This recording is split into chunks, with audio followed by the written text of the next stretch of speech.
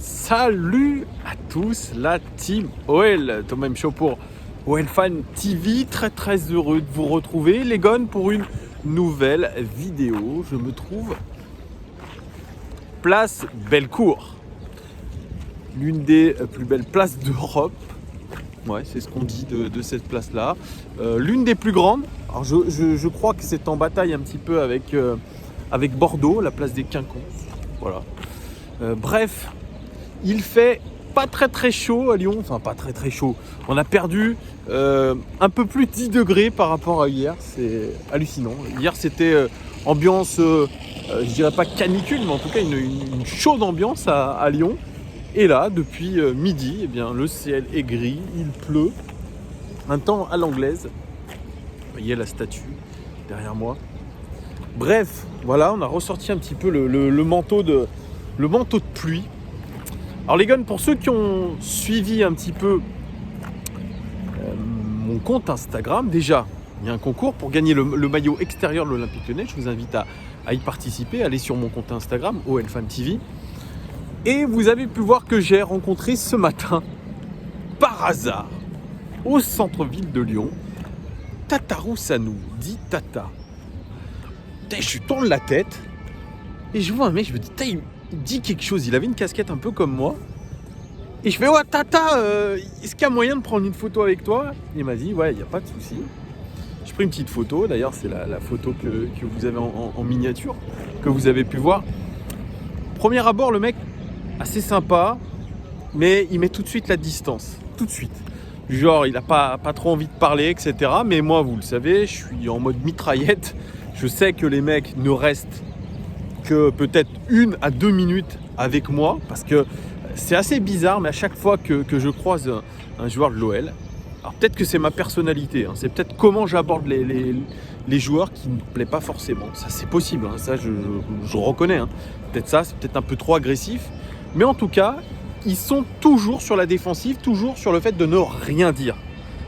Mais ça colle bien avec un petit peu l'image de notre club. Ce club, je trouve, qui est beaucoup dans l'omerta.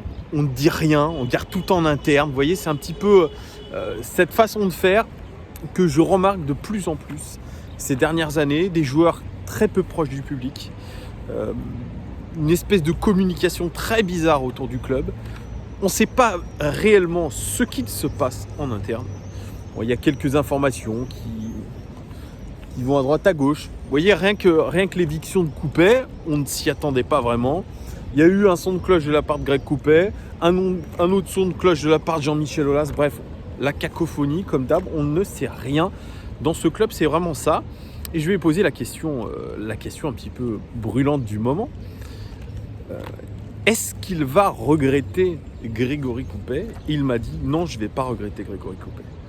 Donc, il y a eu de l'honnêteté un petit peu dans le discours de Tata.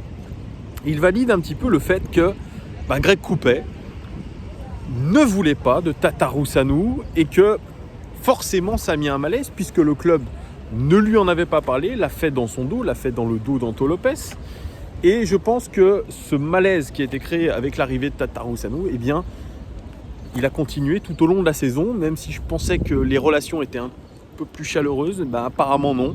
Et quand je lui ai posé l'autre question, est-ce que Tata, tu vas rester à l'Olympique Lyonnais la saison prochaine? Il m'a répondu, franchement, j'en sais rien du tout. Donc le flou le plus total, ce qu'on disait de lui, rappelez-vous, l'hiver dernier, au mercato hivernal, on a dit, Tata Roussanou, il veut partir. Il veut partir. Même dans les premiers mois de la saison, on a dit Tata Roussanou, il ne se sent pas bien, il veut partir. Dans son attitude, j'ai vu que l'OL, c'est pas trop dans son cœur. C'est la réalité. C'est la réalité, ça se voit. C'est quelqu'un qui est... franchement, c'est quelqu'un qui fait très froid. Franchement, c'est pas quelqu'un qui est très chaleureux, en tout cas. Et je lui ai posé aussi une autre question. Je lui ai dit, tu sais, tu as 34 ans, il a mon âge. Tu as l'âge d'être un leader. Quand tu as fait des matchs cette saison avec l'Olympique Lyonnais, tu étais plutôt performant. Et je pense qu'on peut s'accorder tous sur le fait que Tata Roussanou a été performant quand on a fait appel à lui. Et effectivement, quand vous avez 34 ans, comme Marcelo notamment, je crois que c'est le plus âgé d'ailleurs du groupe Tata Roussanou. Vous me direz si je me trompe, mais voilà, c'est le plus âgé. Moi, je lui ai dit, écoute, tu as une sacrée stature, ce qui est vrai, il est très grand. Il fait un peu style, un peu Zlatan, vous voyez, un peu dans le masque un peu. C'est quelqu'un, je pense, quand il prend la parole, c'est ce qui avait été dit quand il était en Italie, quand il prend la parole, c'est pas pour dire n'importe quoi, et c'est quelqu'un qu'on écoute. Et je lui ai dit, tu as cette stature pour être un leader. Tu as cette stature pour être un leader. Et il m'a répondu quelque chose qui est très vrai. Il m'a dit, pour être un leader, il faut être titulaire. Alors, il y a des leaders de vestiaire, style des Raphaël qui jouent pas souvent, mais bon, qui sont, je pense, qui haranguent un petit peu les joueurs. Et puis, Tata Roussano qui est plutôt dans une situation attentiste où, eh bien, il se rend compte que le club l'a bien fourré, parce que je lui ai posé cette dernière question. Je lui ai dit, est-ce que c'est vrai que lorsque tu as signé, on t'a promis une place de titulaire? Il m'a répondu oui, on m'a promis une place de titulaire. Donc c'était une histoire vraie aussi, ce qu'il disait dans sa conférence de presse de présentation, quand il disait qu'il était venu là avec beaucoup d'ambition, avec l'envie de prendre la place d'Anto Lopez, ce n'était pas du flanc. Mais on peut se demander, même aujourd'hui, est-ce que son clan, est-ce que lui-même n'a pas été trop naïf?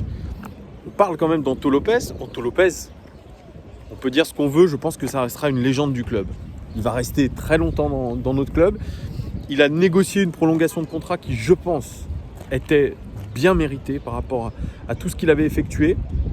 Par rapport à son amour de l'Olympique Lyonnais, c'était normal. Mais comment peut-on prétendre, 34 ans, plus 33 ans quand il a signé, en venant du FC Nantes, se dire que on va prendre la place d'Anto Lopez. On va prendre la place d'Anto Lopez. Donc, ce qui montre encore une nouvelle fois qu'en interne, le fait d'avoir recruté Tata, c'était pour mettre une vraie pression au clan Lopez, dont Greg Coupet. Voilà.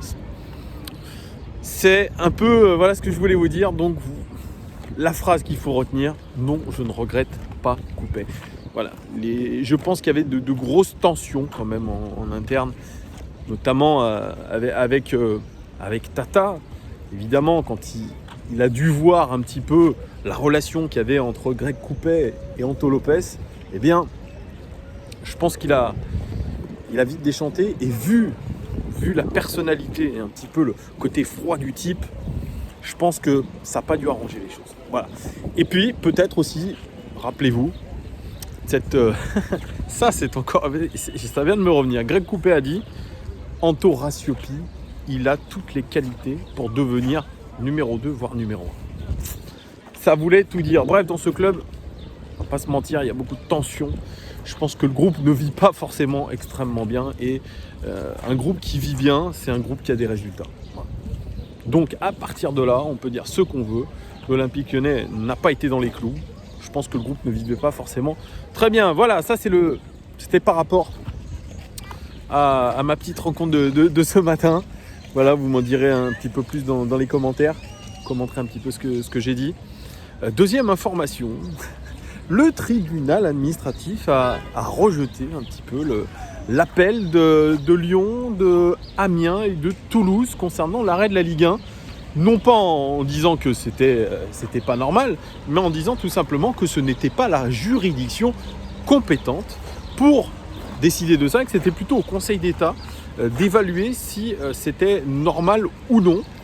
Voilà, donc la LFP qui s'est fendue d'un communiqué en disant qu'elle se réjouissait de tout ça, ce qui n'a pas plu à Jean-Michel Aulas très clairement, mais on est une nouvelle fois, ça rajoute un petit peu une nouvelle couche. La LFP, elle est absolument sur la ligne directrice du gouvernement, c'est-à-dire pas de reprise de la saison. Moi, je n'y crois plus, je n'y crois pas du tout. Il n'y aura pas pour moi de reprise de la Ligue 1, puisque même la LFP a communiqué aujourd'hui reprise de la prochaine saison 2020-2021, pardon. Eh bien, elle débutera le 22 août, vous voyez, donc à peu près 10 jours plus tard qu'à l'habitude.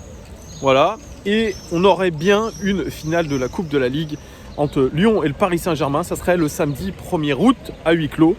Voilà, ça décidera aussi si l'OL peut aller en Europa League via cette possibilité, via cette coupe, cette finale de coupe. Aujourd'hui, on peut se dire qu'on est encore loin de tout ça, puisque vous le savez, le Paris Saint-Germain, ça reste un rouleau compresseur. Mais bon, ne sait-on jamais. En tout cas, l'Olympique Lyonnais retournera à l'entraînement le 8 juin avec cette ambition de préparer cette finale de Coupe de la Ligue. Et aussi, vous le savez, la Ligue des Champions qui devrait aussi se dérouler. Ce 8e de finale retour contre la Juventus qui devrait bien évidemment se dérouler. Donc voilà, l'OL va revenir avec de sacrées ambitions. Après, dans les infos un petit peu OL Daily Mercato, puisqu'il y a un petit peu d'infos Mercato, il y a une rumeur qui vient d'Espagne pour nous dire que Mariano Diaz, aurait mandaté un petit peu ses agents pour un retour à l'Olympique Lyonnais. Mariano Diaz, ce même Mariano Diaz qui avait fait les pieds et les mains pour revenir dans son club de cœur, le Real Madrid, où il pensait s'imposer, ce qui n'a pas été le cas évidemment avec la concurrence qu'il y a eu. Voilà, il a marqué un but dans le derby, quelque chose de complètement improbable, mais voilà, Mariano Diaz se dit si finalement, si l'Olympique Lyonnais, ça avait été quelque chose d'intéressant pour moi. C'est vrai qu'il avait fait plutôt une bonne saison, une bonne dernière saison à l'Olympique Lyonnais. C'est vrai, c'est un attaquant atypique. C'est quelqu'un qui se bat, c'est quelqu'un qui vraiment a la hargne sur le terrain. Et c'est peut-être ce qui manque aujourd'hui à l'Olympique Lyonnais. Cet ingrédient-là, cette hargne, ça manque. Eh bien, Mariano Diaz, il était capable, lui, d'apporter un petit peu ça. Est-ce que je suis pour un retour de Mariano Diaz ? Je dis non. Voilà. Je pense qu'on a fait le tour de Mariano Diaz. Je pense qu'au niveau même de sa personnalité, de sa personne, je pense qu'il manque à pas grand monde. Il était beaucoup dans les égos avec Memphis Depay notamment. Donc non, voilà. Quand une histoire se termine, ça sert à rien de ravaler son vomi et de retourner. Voilà. Mariano Diaz, je pense qu'il est... Maintenant, il faut qu'il continue un petit peu peut-être dans le championnat d'Espagne. Voilà, c'est peut-être là où il a le plus de chances, le plus d'opportunités de faire quelque chose. Donc voilà, Mariano Diaz, non, j'en veux pas. Vous me direz ce que vous en voulez, si vous en voulez ou pas.